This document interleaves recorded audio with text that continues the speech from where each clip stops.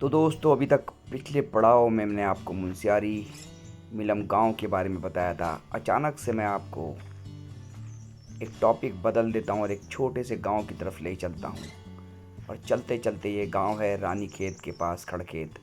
वैसे तो अगर आप मैप में, गूगल मैप में ढूंढोगे तो ये नहीं मिलेगा आपको। खड़खेत गांव वो तड़खेत दिखा देगा आपको, या और भी आसपास के गांव दिखा सकता है, तो ये आपको नहीं दिखाएगा। थोड़ी जानकारी के लिए दे दूँ, ये गांव रानीखेत के पास पड़ता है। और हैड़ा खान का जो मंदिर है उससे नीचे की तरफ जाओगे तो चलिए, उसके बाद एक छोटा सा और पड़ाव आता है मजूर खान। उसके बाद ये गांव पड़ता है। तो जाने कितने लोगों का यहाँ पर निवास रहा होगा। और ये बूढ़ा वृक्ष अभी तक तक रहा है उन लोगों के लिए जो इसको छोड़ गए थे खाली।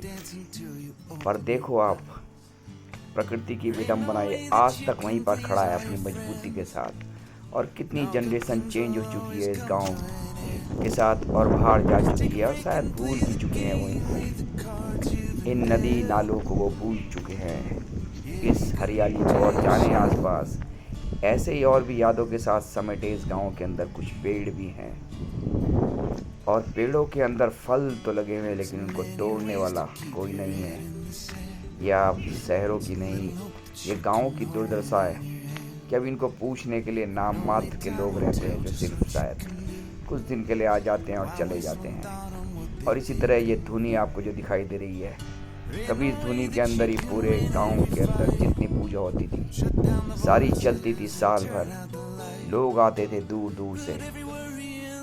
और ये पेड़ जिसके बारे में बात कर रहा हूँ मैं, कितने राहगीरों और कितने लोगों को इसने अपने फल खिलाए होंगे आम के पेड़ ने। अब ये सिर्फ एक स्तंभ की तरह यहाँ खड़ा है, जो इस गांव की जमीन को नमी दे रहा है। और तो खैर गांव इसी तरह वीरान पड़े हैं। शायद मन ही मन अगर प्रकृति की बात करें तो प्रकृति कुछ बोलती तो नहीं है, मूक होती है, लेकिन शब्दों में, अगर कवि की शब्दों में बयां किया जाए तो रोती जरूर होगी वो मन ही मन।